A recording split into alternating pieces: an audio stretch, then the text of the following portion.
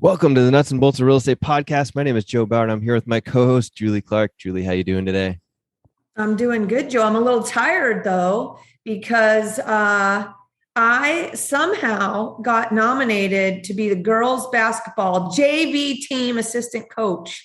Whoa. On Eagles. Yeah. Oh, yeah, last night was the first practice. And I can't even believe, that I guess committed to do that because it's not like I have any time, but here we go. So yes, go Eagles.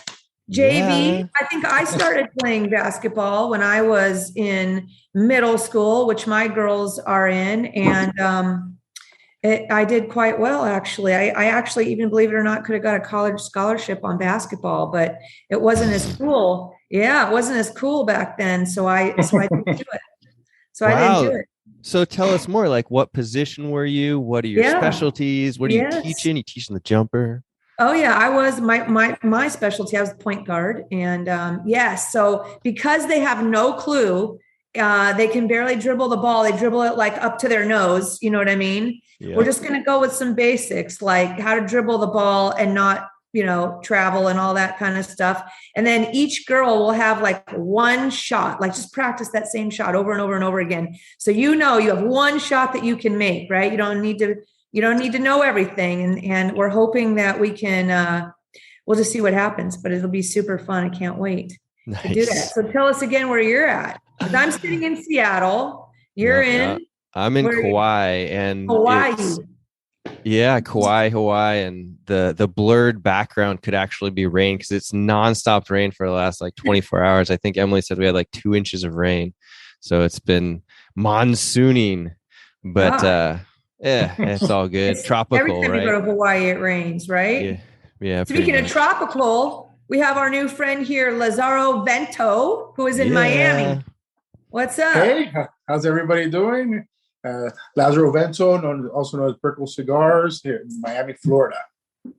Brickle Cigars on Instagram. We were just talking about how his Instagram handle doesn't match his business name at all. He's like me. He's like just a go for it. You just go and then, have to roll with it later. Right on. Well, guess what? Today I'm going to get my cheat notes here going, guys. But we are going to rain down, speaking of rain, some supersized information today for you guys. Again, we sort of have been having a month of short-term rentals. So we're going to keep the party going here now over in Miami. And today we're going to cover Airbnb arbitrage with Lazaro, who's the managing director of what he said is Happy Travels Miami.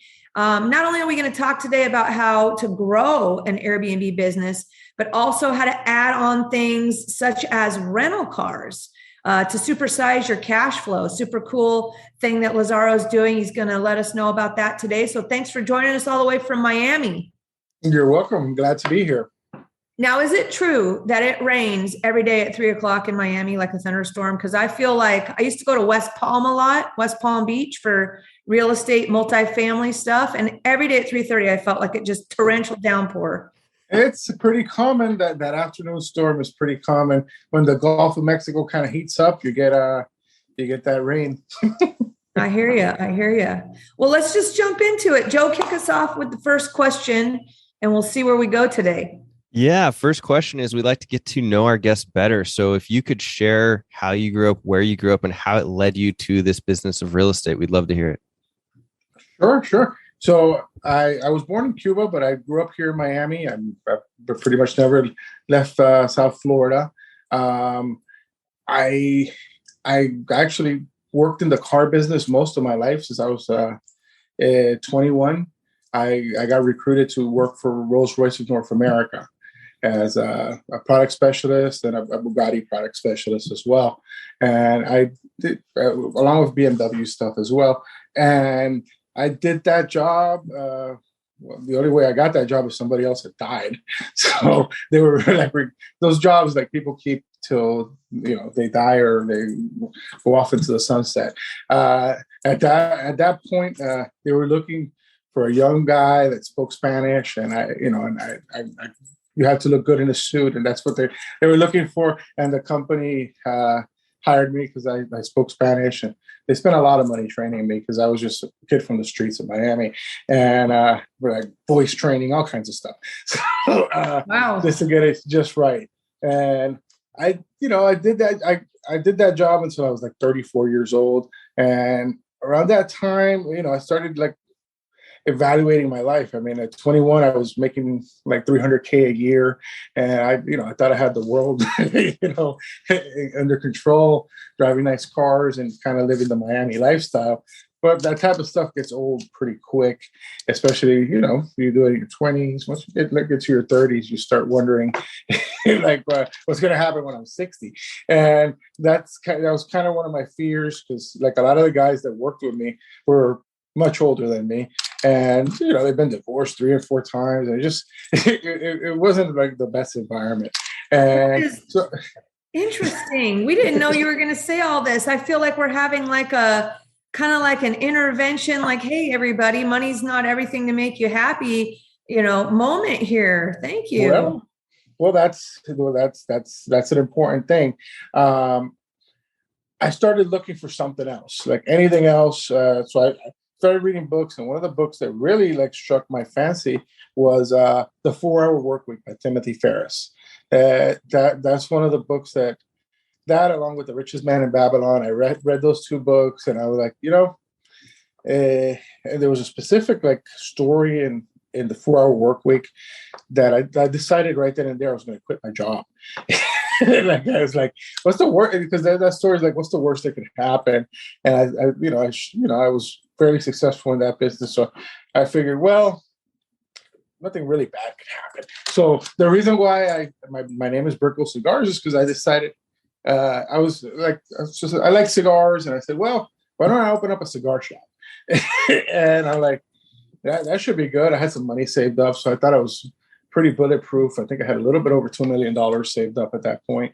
And I did a build out, and I quit my job. They thought I had some kind of nervous breakdown because nobody ever quits a job. And they told me, look, you probably just need some time off. We're not going to do anything. Come back like in 6 months. Like some guys, that had happened to a lot of guys. So some of them would just disappear for 6 months or a year, and they'll come back fresh. They figured that's what was going to happen to me. But I started the cigar company, and that cigar company gave me nothing but pain. Like I was in retail hell, is what I was, because I was overconfident, and I thought I knew everything, and I had some success with other businesses that I had on the side. Like I had an internet business where that I was selling watch boxes and things like that. And I was making a lot of money doing that type of stuff. So I thought, well, the cigar shop should be, you turn on the lights and people are just going to flood in. And that just, it never happened. Like I was burning through capital at an astonishing rate, and I wasn't really like earning anything because I didn't have a job anymore. So I was depleting my money, and that went on for a couple years until I was flat broke. All my cars wound up getting repossessed, and I got evicted from my place. And like all the nightmare scenario that I thought would never happen started happening. But what I was lucky in doing is, because I owned that cigar shop, one of my customers, but probably like one of my only customers, to be honest with you, was this guy named Fred, and we became kind of friends. And he was moving from Indiana to Miami, and he was looking for a real estate deal, and I also had a real estate license at that point, because I figured, I could make a couple extra bucks with a real estate license. And he saw my plight, and he's like, why don't you help me find this house? I'm looking for like a multifamily type of situation. And that's what we did. I went out and I found him this one house, and it was 2 houses on one lot. It was kind of ideal for what he was looking for. That part of town was still a little bit rough back then, but the price was right. It was like a cash deal. And when we got there, we finally had the deal kind of hammered out. And I realized like the tenants were terrible and like other things. So I was like, well, Fred, I mean, I don't know if you should even do this deal, because like we're paying these people $5,000 to move out, and you're going to rent to more people just like them, and you're going to have the same problem this guy's having. And that's when he told me, well, I'm not going to rent to tenants. I'm going to live in the front house, and in the back house, I'm going to remodel the whole place and put it on Airbnb. And I'm like, what's Airbnb? I had never heard of it, and Wow. he kind of explained to me what it was, and I was like, well, I guess, you're the one spending 300 grand. Like, are you sure it's going to work? I didn't know, but he knew because he's a young guy and a little bit younger than me, and he had traveled the world at that point, and he was one of the really early adapters of Airbnb. He had been, at that point, there were very few users, and he already had been to Vietnam and a bunch of other places using Airbnb. Wow. He's like, well, the thing is, there's hardly any Airbnbs in Miami, so I know mine is going to do well. So I'm like, all right, well, perfect. That sounds like you got it all figured out. So I had no bad feelings about selling him this house where he would wind up with terrible tenants. But at that point, I started doing some research. By then, we were actually, me and my wife, we had gotten evicted, so we were kind of just crashing in a friend's spare bedroom. And I told my wife, well, I had done some research, and I found this one guy in New York at that point, another early user. He had broken the $1 million mark on Airbnb, and I kind of the article said he didn't own any properties, and I kind of started researching deeper on how that would work. Arbitrage wasn't even a term in this business. This is one guy. He actually controlled at that point 80% of all the Airbnbs in New York. One person. So I was like, well, I don't have enough money to do that, but maybe what I can do is I could find a house just like what I sold to my friend, but as a rental, where it should be like a house with a separate dwelling unit, like a guest house. And it turned out there were quite a few of those on the market in Miami at that point. And I found one that worked, and we were able to put it on the platform. And so you're saying that it's not like did you buy it, or you were like, I'm going to rent it? I rented it. I found a house a bigger house in the design district. Back then, the design district, which was kind of the same area that my buddy Fred was, I sold him the house. The design district was part of an area called Little Haiti or Lemon City. It was a bad neighborhood. It was really run down. But these houses back in the 20s and 40s, they were actually mansions pretty much. So it was really big square footage, and they always had like a cottage in the back for the maids. That's all the houses are in that neighborhood are the same. But they had gotten run down over the years. And I found this one house. This guy had it. It was actually, he had done a somewhat good remodel, and the guest house was in really good condition. And the rent for everything was $2,200 for the entire place, including the guest house. And I was able to, Airbnb back then used to come out and take the pictures.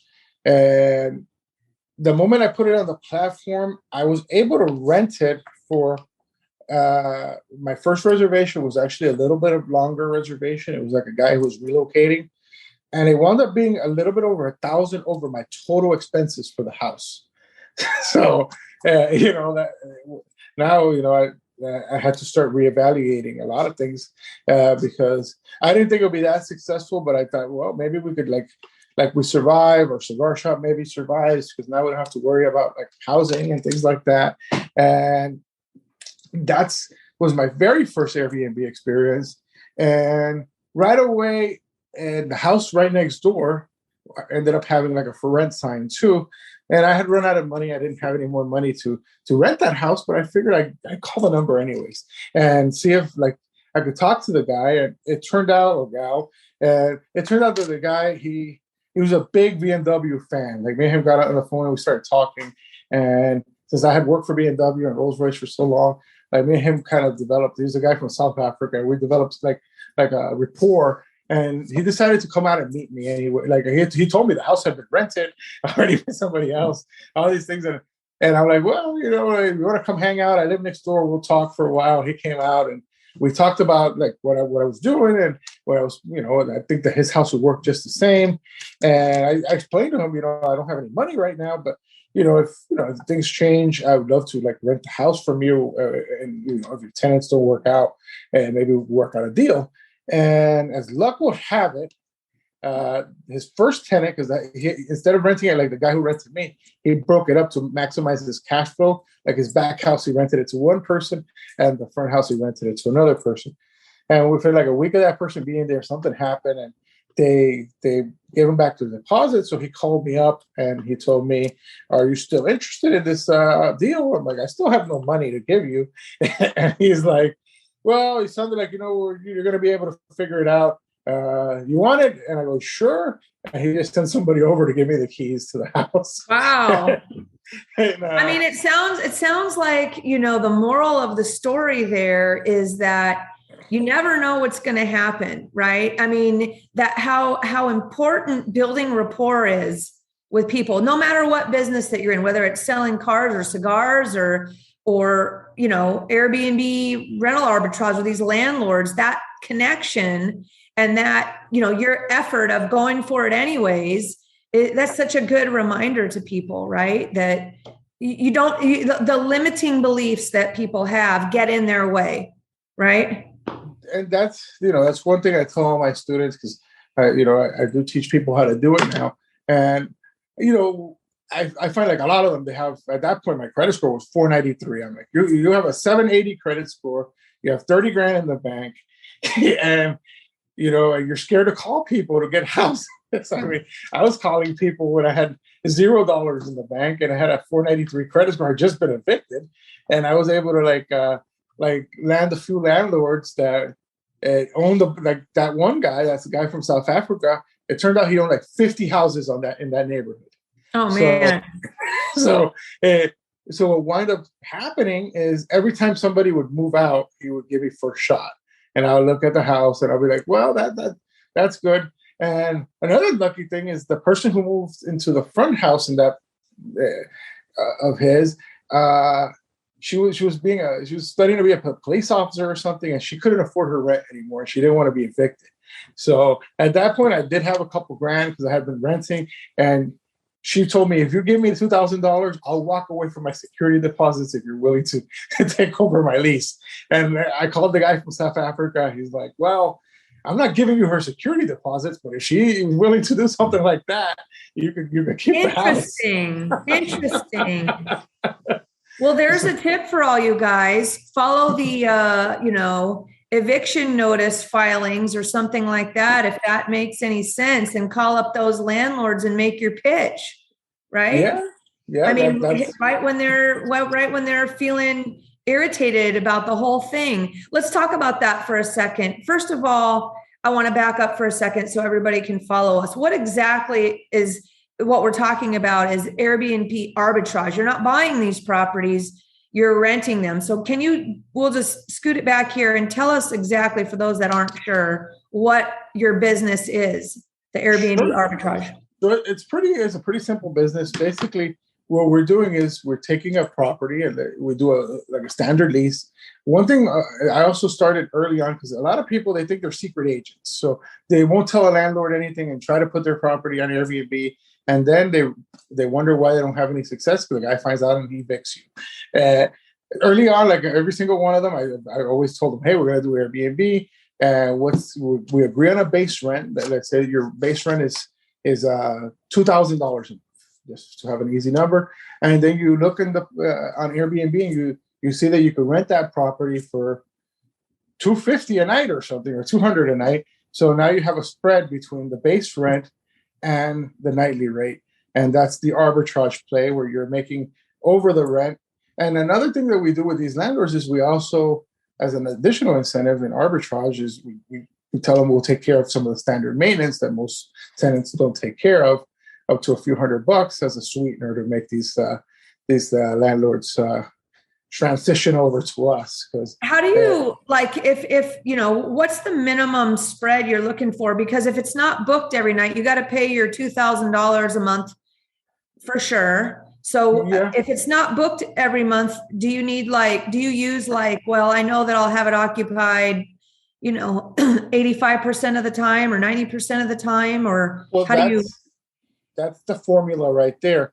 Like historically now, since we've been doing it for 7.5 years, we know that historically during the season, occupancy rates are in the 90s. In low seasons, you drop into the high 70s and 80s. So, you're like an 85% blended kind of occupancy overall. So you have to run your numbers based on maybe there's some months you're going to break even, especially in the low season. But in the high season, you're gonna more than surpass that. So it makes sense on the blended income. Does it make sense then when you're underwriting whether what the good rent is or how to negotiate, that you make sure that your whatever rent you're having to pay the landlord, the full monthly rent is, 78% or 80% of, that you're you can break even, so that if you're paying the landlord $2,000, that equates to about 78 or 80% of what you would expect on Airbnb for that year. You know what I mean? Well, it's like, especially early on when there was not that much competition, we would see like 3 times the rent on Airbnb. So it would be pretty high profit. Like we would say, like when we first started, like unreasonable rates of return. So like we would put in 1,500 and get out 4,500. So now, like as I'm doing it at scale with hundreds of units, like the base, like what I'm looking at as a base return per door is maybe on the low end about 900 to 1,200 a door. Now, that when you're doing stuff at scale, especially during the low season, that's what you're looking for, is like your base return. And in the high season, it could be triple that. So it could be like 3,600 a door, especially, if you're in a really nice building, or, certain properties. I've had penthouses that by themselves make 5 or 6 times the rent, just based on uniqueness. So, and the question a lot of people ask is, why wouldn't the landlord just do the short-term rental business themselves, right? And a lot of times it comes down to, like, look, that guy was in South Africa. He can't run a short-term rental business in Miami, even if he wanted to. And a lot of these landlords, especially if they have a whole bunch of properties like that, they're not going to operate a roving hotel. That's just not in their business model. They're just looking for a certain percentage of ROI on the money. And if you get to the landlords that are like that, it's fairly easy. Like, hey, I'll give you a sweetener. I'll give you $100 more than anybody else for your apartment, and I'll take care of maintenance. And that usually wins the deal 90% of the time. Are there 2 types of arbitrage? One where you pay a base rent and you collect the full premium, and the other is maybe a split. Maybe you have less, so that way you don't have the initial rent, like you share the profit with the landlord instead of keeping the full premium. Is there 2 types? My understanding. There is. Yeah. There is. That's more like what's called a management lease. So I do know a few people that do that model. Like one of my business partner, Adam, he does the management leases with certain people, and in certain buildings, that's actually the only way you could do it, because in Miami, there'll be buildings where there'll be a specific clause where it'll say only the property owner could do short-term rentals. Gotcha. As a renter, you can't. So then you have to be creative, and you'll be like, well, Joe owner doesn't want to like really do this business, but we'll be like, your standard rent is this, but let's do like a profit share scenario, and we both share in the risk. And so a lot of the owners will do it, and then it forgoes that non-owner restriction. Gotcha. So what is the best type of landlord or owner to pursue for these types of pitches, I guess I'll say? Well, it depends where you are in your company or your process. Like if you're starting out, I always tell my students to concentrate on individual landlords, like the South African guy, because he's the decision maker, and he's going to make the decision just based on if he likes you or not. Now, where I'm at now, I deal more with like mid cap or high cap developers. So that's a whole different market, and it's going to take a little bit more credibility to get in the door. And they're going to want to know that you've had some kind of track record.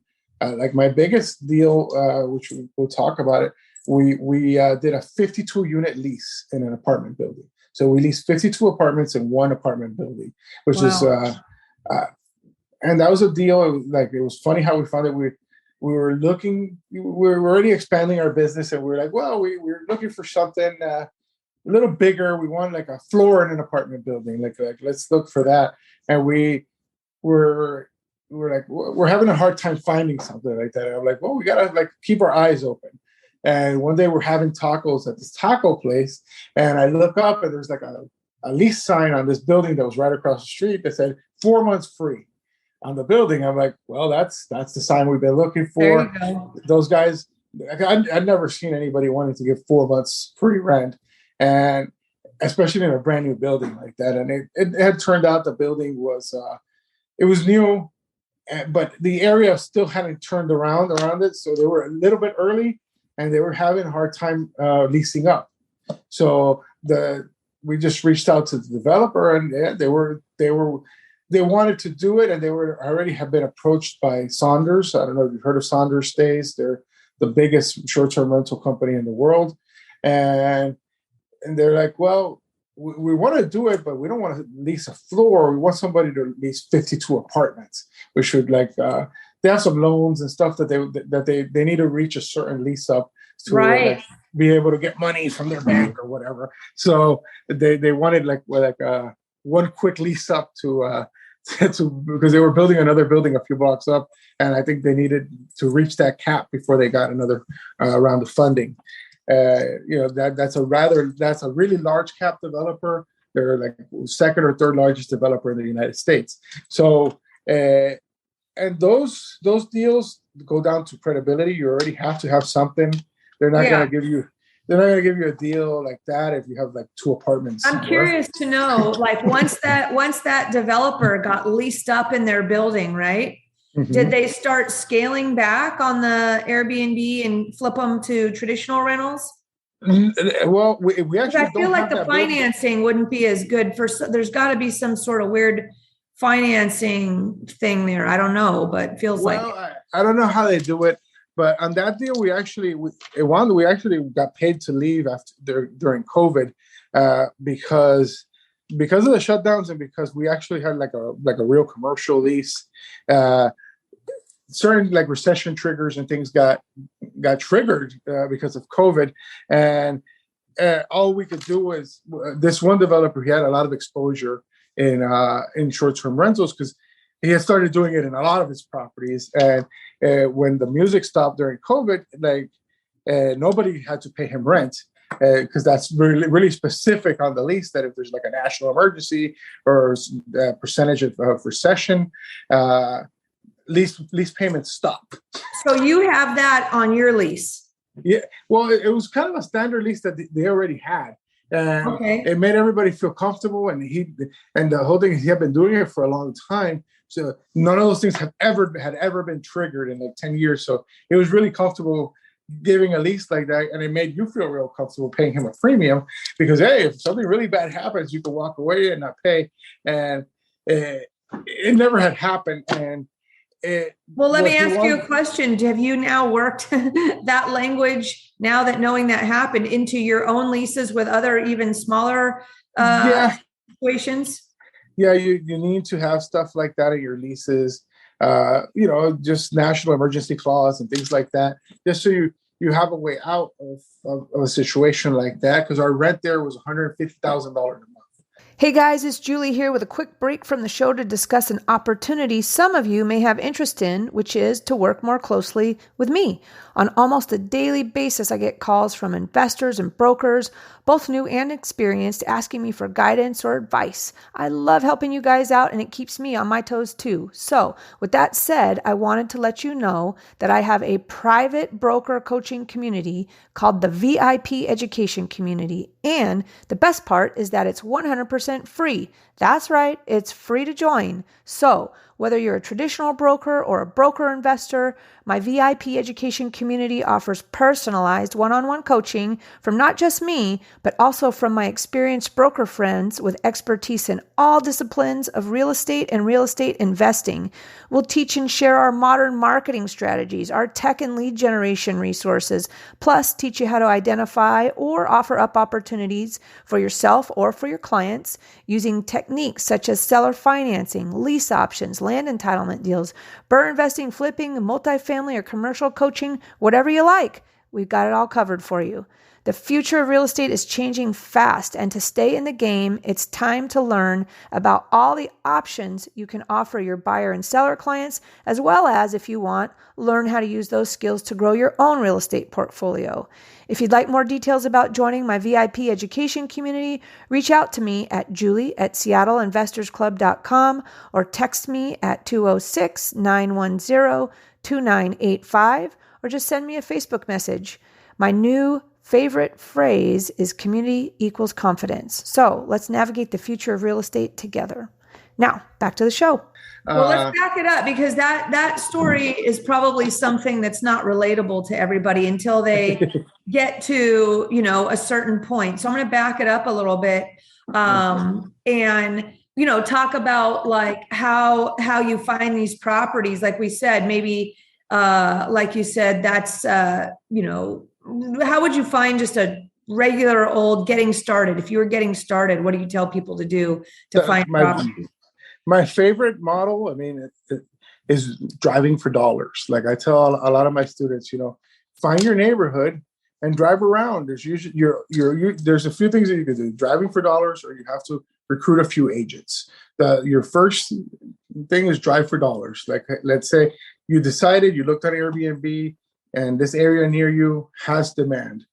Drive around if you're looking at single families or like small buildings, and see if anybody has a sign on their building, and give them a call, or their house. Would you say that something that's professionally managed by a property management company, I feel like the landlords who hire property management companies versus landlord, I'm going to say something probably opposite than you think I'm going to say. Mm-hmm. I feel like when I deal with, I'm a real estate broker myself. Okay. Mm-hmm. When I'm dealing with my clients that self-manage, for whatever reason, they are super cheap.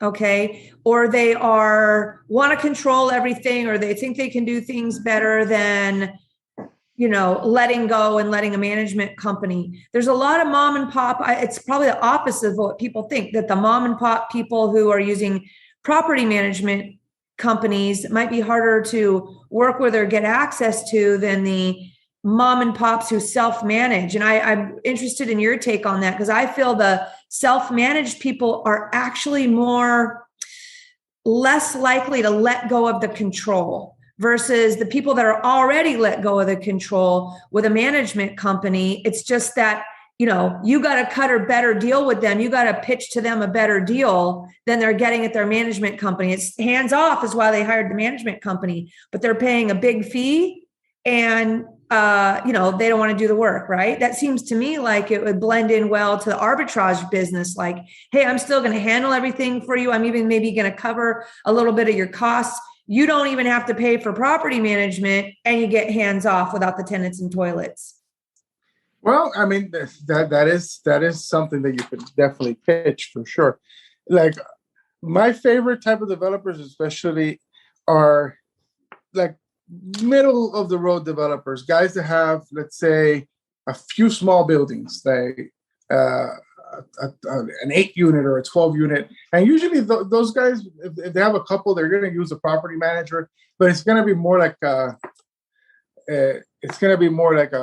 family type situation, where maybe like he has a girlfriend or like a family member is actually the property manager, and they'll act like some kind of gatekeeper. And the secret on those is try to figure out a way to meet that person that because again, the secret to this whole business is getting to the decision maker.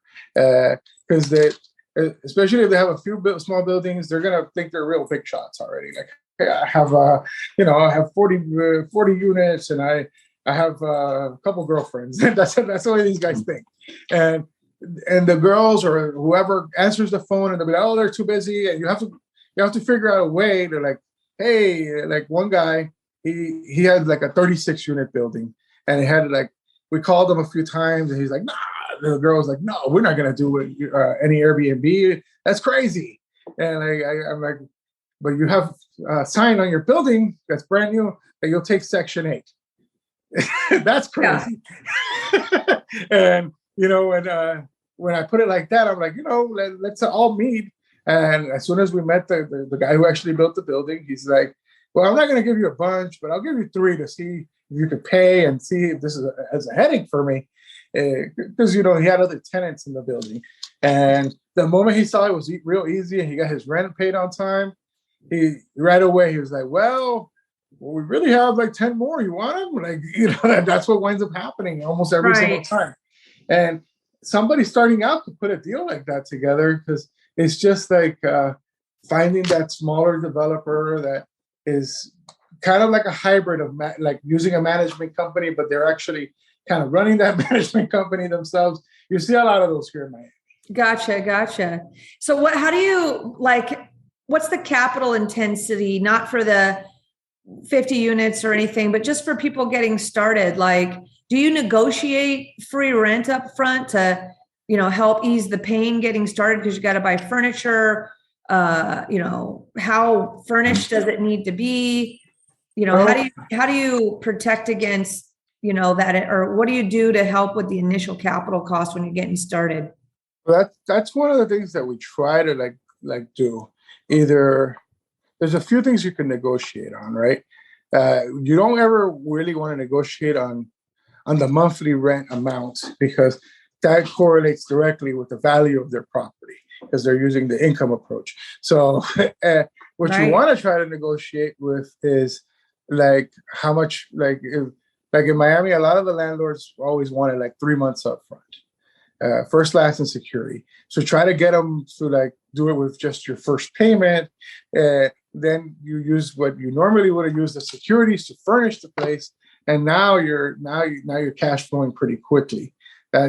Now, if you get into smaller or mid-sized communities, a lot of times they have move-in specials. Like right now, I got a group of units that I'm working on that we're furnishing, where we're getting 1 month free as a bonus. So that helps us, if you look at it, because it costs, depending on the apartment size, $6,000 to $7,000 to furnish these places.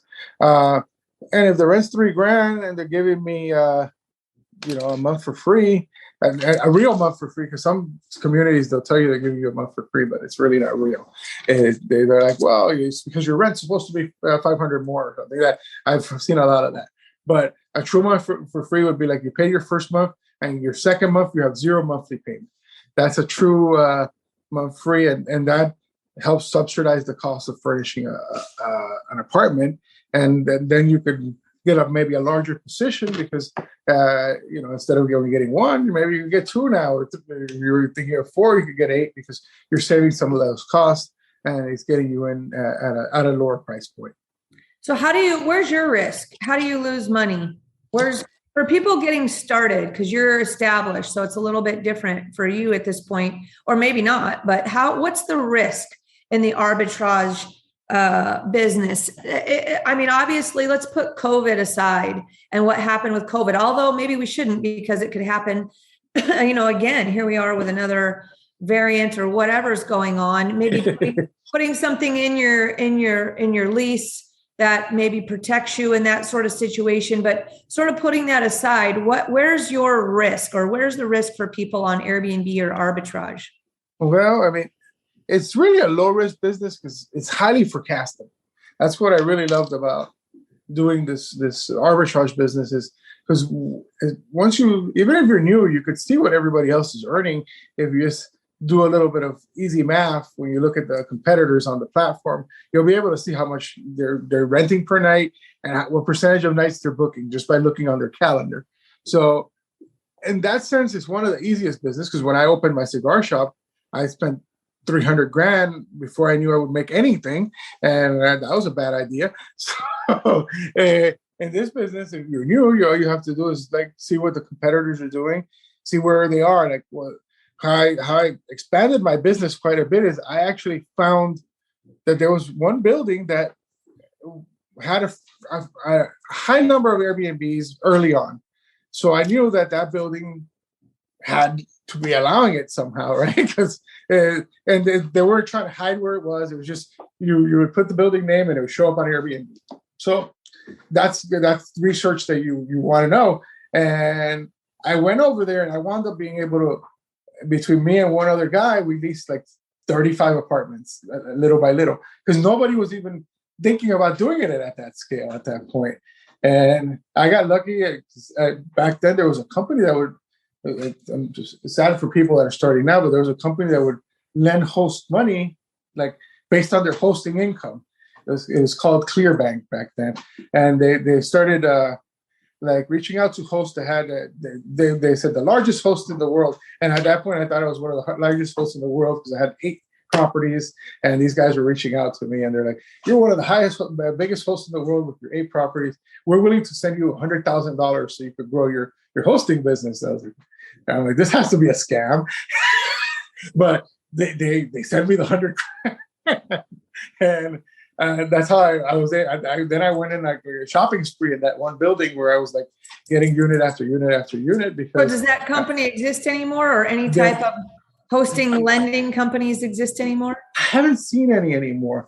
And it has to do with, look, the rate of interest on stuff like that is higher than it should be. It's not a standard loan.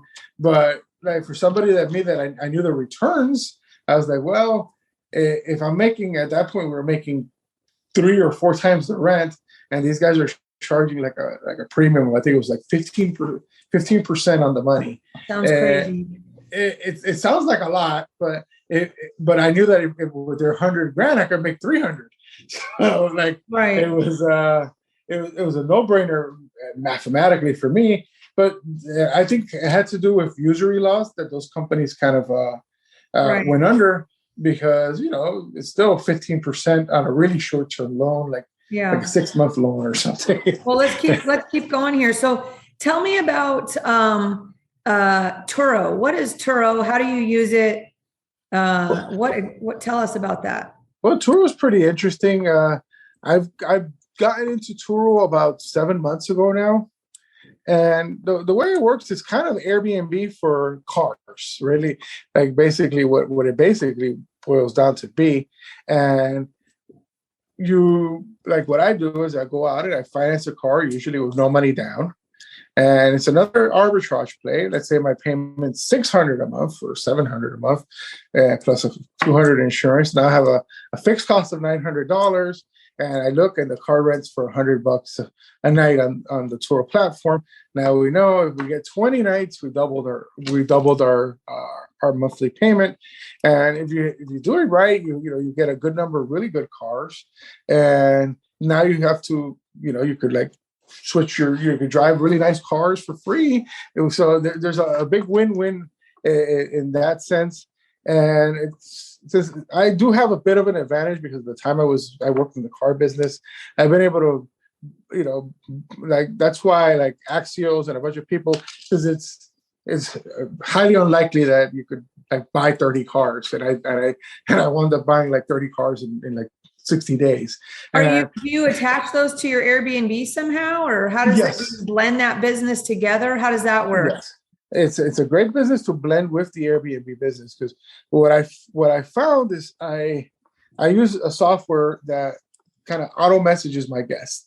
So that software in the message pipeline, I found a way to like have them like a link that goes to a Turo and kind of explains to them that I'll give them a special deal and the car will be waiting for them, and makes them feel like, wow, why would I rent at a rental car company? I have an Airbnb. I get there. I have a car waiting for me, and it's really easy. And what's the software you're using for that messaging? I use it used to be called Smart B&B. Now they changed their name to Hospitable. I don't know if you've heard of them. Okay. Yeah, they're very good, and it's a good software. Like it's one of the only reasons why we were able to scale our company as quickly as we did is because of that software, because it has a lot of AI tools in there that if you know how to use them, it really makes you superhuman. Like our company was basically 3 people, me, my wife, and my son. But we're managing a huge portfolio of multiple hotels spread over different cities, and only 3 people are handling the message flow because like this bot. It's like anything you ask, it answers you. So what's my Wi-Fi? Boom, it just shoots it back to you. What's my parking space? It knows because those answers were all pre-programmed. And Nice. again, our job is only to like field unusual requests or problems. So instead of having 300 calls, maybe you have 4 calls in a day, and that's how you could scale a business if you have a software like that. And I was a bit of a caveman. I didn't want to use it at first, and my partner Adam was like, if we automate this message flow, we could be on the beach. And I'm like, because we realized we were spending our entire day like fielding phone calls. Like, once you have that many properties, hey, how do I get in? What do I do? How do I, and that software sends you like a picture and a video and a bunch of different things on how to get into your property, and it gives you like recommendations of places to go to the city. We set it all up in a way, nice. And now it sells my rental cars for me too. So I set it up in a way because like there's a link that we send that's like how to get into your Airbnb. And I figured out that if I put my link to my Turo in that same message, some other people just kind of mess up and hit the link for my Turo and then end up booking a car too. So it's it's kind of a guerrilla tactic to make them like look at my car. It. That's awesome. So what was that called? Hospitable? Hospitable. Maybe you can find it, Joe, and drop it down below. Have you heard about that? There's another app or software that automatically will adjust your Airbnb pricing, to study the market and adjust the pricing so you don't have to up your rents. It automatically does it for you based on market data. There's a couple good ones. There's Price Labs. Some people like it a lot. I'm kind of old school on that on my properties because I use a channel management software, and then I manually, because the software, it's kind of like what a hotel would use. But since I know my market pretty well, I found that I know this market better than your software does. Yeah. So especially like unique events that I know that are going on in the city, they're not pricing for it. So for me, it could cost me quite a bit in a big portfolio, like $25 a night could wind up costing me $10,000. Oh, that's a little inner tip there. You're saying that if there's a big event in town or event going on, you goose up your pricing. Yeah, you have to. And I basically like to use whatever city I'm in. I look at the local event calendar. I study what concerts are coming in, what's driving. If Tony Robbins is coming into town, any of that type of stuff. Believe it or not, it changes because what happens is hotel capacity in most cities is actually not that big. So if there's like a big event coming into town, usually those hotels have been pre-sold a year ago. So all of a sudden, the people that want to come, there are no hotels, so they go to Airbnb. Now, if you know that that's a hot weekend, like look, we just had Art Basel. The prices were almost triple the regular price during this weekend because of the demand. So if you didn't know, then people would have taken advantage of your pricing. And I actually played with one of the softwares during Art Basel, and it was $100 less than what I thought the price should be for that week. Wow. Per day. So I like that. I like we had somebody else on our podcast, Avery Carl, who's a short-term rental shop. She focuses on Airbnbs and kind of resort areas where it sounds like you're kind of like the in-town city guy for your Airbnb business model, your arbitrage business. With that in mind, are there any regulations with Airbnb or currently or on the horizon that can be a problem for you or you've had problems with? We've had quite a few problems over the years. In the city of Miami specifically, early on, the hotel lobby, came after us and came after Airbnb, and I was actually one of the people that kind of spearheaded that, and Airbnb sued the city, and it became like a First Amendment case because what wound up happening is some of us spoke at a city hall meeting about short-term rentals, and because of us being there, they said that we ousted ourselves as illegal hotel operators, and they were going to come after us and fine us and all this. So it became trying to silence you from your First Amendment rights. And at the end, usually what it comes to in these cities, and it happened in Miami, it had to do with taxes. Because one of the things that was happening early on and why Airbnb was a little bit more profitable back then is because we didn't collect or remit any of the same hotel taxes that hotels do. So automatically you were 15 or 20% cheaper on a bigger place. And that was causing problems to the hotels. So when Airbnb went with the city and they said that they would collect the same taxes as a hotel, as long as you leave the host alone, that's all they wanted. And they've been doing that. Like, you as a host don't have to do anything. They just collect and remit all the money for you, and it's done. It's automatic. So there are some markets like Miami Beach that it's dangerous to host. There was at one point they were giving fines of up to $100,000 every time you host that you were caught. And people lost their houses and stuff over that. So the moral is you need to know what's going on in your market and research all that before you get started, right? That is correct. And look, talking about market conditions, like we've recently, over the last 7 months, we've started transitioning some of our business to the Tampa market, which is completely different. We're talking about this really like vacation-oriented market in Miami. The Tampa market is more of like a worker or longer term market. So every market is different. And I didn't know it would work over there, and especially because I started running into one thing that I had never run into is most of the buildings were telling us you can't do short stays. You could only do stays minimum of 30 days. So that's a completely different business model. So I was like, well, this is a risky proposition, but I was like, well, it's more like corporate housing. It is. It's a corporate housing model, and that city. But what I found is actually easier to run that business than it is to run my hotel business in Miami, because people that are doing corporate housing, you don't need as many housekeepers because the people are there for a long time. You don't need a lot of the moving parts that I have over here. I don't have over there. Well, there you go. You just told us what somebody's going to kick off a new startup. Instead of Airbnb for short-term stays, we're going to have some sort of site where people can rent out their place for long-term stays. Like, people are, instead of companies being corporate housing companies, maybe you're going to have individuals now be corporate housing individuals.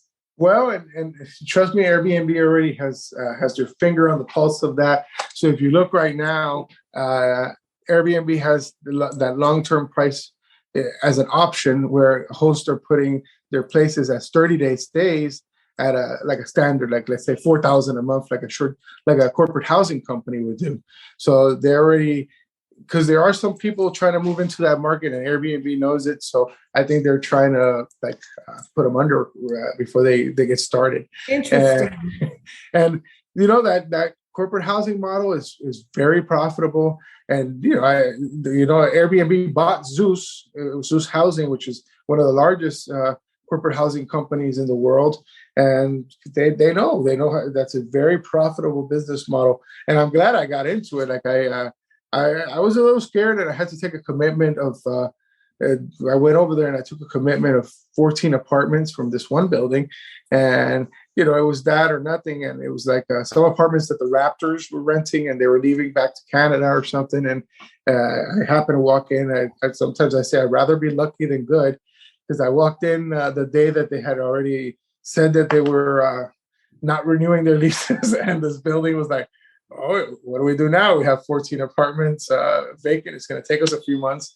And I happened to walk in that day, and I qualified to the same as the Raptors to take that group of apartments. Well, let's wrap it up here. What would be like a couple do's and don'ts on Airbnb? Do you have any quick, for the person just getting started? Where do you feel people make a mistake getting started, or maybe it's just that they don't get started at all is the mistake? Well, analysis paralysis is one of the biggest mistakes people make. Like, instead of taking action, like look, I took action and took a big risk taking 14 or 15 apartments over there. Most people, their first mistake is they don't take that first step. And a lot of times, unfortunately, the ones that don't tell the landlord what they're doing, and then their business is dead before it even gets going. So those are two things, like taking action and being upfront about your business model. Don't be afraid. I mean, I'd rather them tell me no. And that way I didn't waste 2 weeks of my time furnishing this place to then get kicked out. Another thing is, using the tools, the free tools when you're starting, like we were talking about. Look at your market, see what's hot. I mean, what I found is that almost any market, and this is something I run into a lot of students who are like, "Whoa, I want to get Airbnbs in Miami because I live, in a small area, in a small town, USA." And I look on Airbnb in their area, and there's like 3 or 4 people that their calendars are deeply booked, and I'm like, why don't you concentrate it? Like, you're going to come out halfway across the country when there are people doing good right where you are. So always start in your backyard. It's always easier. That way you learn. And maybe this isn't for you, and you definitely don't want to have to come all the way to Florida to find out you don't want to do this. What's the capital cost to get started then? It's full month's rent plus a cushion, maybe a month or 2 in the furniture, or? I mean, well, when I first started, we didn't have much of a cushion. We were, we either fail or win. So, but if somebody, that has a little money, I mean, you could start with, depending on your market, there's places where you could get a nice apartment. Like, we just got some apartments in Charlotte, North Carolina, and the rent's only like $1,400. And that's all we had to give them to get a new apartment. And then it cost us a couple grand to furnish it. So you don't need a whole lot of money. I mean, in a situation like that, if you had like $8 grand, that gives you enough reserves in case, it takes you a little bit because you're not as nimble as I am to get the place listed quickly. Because one thing you got to be always on top of is your holding costs. Holding costs are your rent and expenses divided by the number of days. So if they didn't give you any free time on the front end, and they gave you the keys, every day that's going by is costing you $50 or $70 or whatever, depending on what your rent and expenses are. So the secret, one of the main secrets that I learned is furnishing these places quickly, and standardizing your process really helps in being able to do that. Do you, how much lead time would it be ideal to, have lead time? Is there any way to have lead time so you have, at least 2 weeks to get the furniture and get it in there and get it up on the site? I mean, for somebody starting out, or is that just all dictated by how quickly that landlord wants that rent collected? It probably is, but. Yeah, like the secret of that is, let's say you're negotiating a deal. You already have a deal. You're giving you the keys in a week. You should already be ordering your furniture from Amazon or wherever you're going to be ordering your stuff. That way, it arrives the day you move in, and your team could start furnishing almost immediately. Because if every day is costing you $70 and you ordered your furniture the day they gave you the keys, you just lost $400. And so it's about being organized. And I use a service called TaskRabbit, which is just people who can build furniture for you, and it's fairly inexpensive. I mean, you get somebody for $35 an hour that knows how to build stuff, and you could build out. Like this weekend, we built out 2 apartments over the weekend, fully furnished them, ready to go in 2 days. So, how about utilities? Utilities. Well, typically in a building, in an apartment building, you typically only pay light and internet. We usually. What about if it's a single family house? Are you only going after apartment buildings now? Now I concentrate on apartment buildings. Because of scale. I know a lot of people that all they do is single family, and they do really well with that. But that's just not something I do anymore. because I'm looking for just multiple units in apartments where I could build a team of housekeepers and be able to operate the place more like a hotel. Nice. And your income is taxed at the highest level of taxable rate? Any tax tips, or are you just basically your lunch there? I'm doing pretty good on taxes. I mean, like when you do this right, you definitely do have a lot of write-offs. Like last year, I personally only paid like $4,000 in taxes, and when I was a W-2 employee making $300,000 or $400,000 a year, I was subject to the minimum alternative tax. I mean, some of your viewers may know this or not, but if you're a W-2 employee, that's the worst position to be in. Is once you surpass like $180,000 a year, it doesn't matter what you write off, you still have to pay a certain amount in taxes. And me as a business owner, like I'm writing off all these rents and all these employees and cars and everything else, and I take depreciation and I take a whole bunch of other stuff. So I wind up not paying nearly as much taxes on like a 7-figure income. Gotcha. Well, that's all good stuff. We could probably go a whole nother hour on that subject, but we're going to wrap it up here. Well, thanks for joining us today. This has been interesting because it's, the other side of the coin versus the vacation rental properties. It's more of the, I'm now you've piqued my interest about the corporate housing model.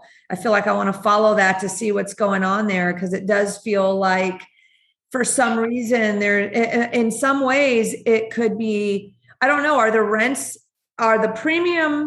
premiums you can get with a corporate housing model lower or higher or the same as the Airbnb short-term model? It all depends. I mean, it may be a little bit lighter, but you don't have the expenses. So the income is pretty much equal. And in those corporate housing situations, we found a lot of subsections that we didn't know existed until we started doing it. Like medical, where we are in that building, there's a hospital nearby. So we got one transplant patient that then turned us on to the transplant coordinator at the hospital. And those are, long stays, and they're paid by an insurance company. And usually if it's a kidney transplant or something, it's a double whammy for you, because you get the recipient and the donor, but both need a place to stay. So like these are like subsections of that business that until you start doing it, you wouldn't have found out that's even a thing. And it's far more profitable doing that type of situation than it is dealing with a bunch of vacationers. So that's just another tip. There you go, guys. You heard it first here. The new wave of real estate investing is going to be corporate rentals by individuals. Who knows? We'll see. Well, awesome. Good stuff, boy. I do have a YouTube, but it's not my primary. On YouTube, I'm B&B Millions, but most of the people follow me on Instagram, and I have a vast library of information on there. Awesome. Well, good stuff. I'll have to come knock on your door or stay at one of your rentals next time I come to Miami, right? Come on down. Awesome stuff. Well, good stuff. Hey, Joe, where can everybody find the details of today's podcast? Yeah, everybody can get to all the show notes that we've taken and all the links that have been mentioned today by going to SeattleInvestorsClub.com/155. That's SeattleInvestorsClub.com/155. Or if you're watching this on YouTube, you can just look down in the comments or the notes section below. Awesome, guys. Well, we appreciate you joining us today, and we will catch you next time. Over and out. All right. Bye. Thanks for listening to the Seattle Investors Club podcast. If you have questions that you'd like to have answered on the show, shoot us an email at info@SeattleInvestorsClub.com. Now go out, take that action, and build that real estate business. Thanks for listening.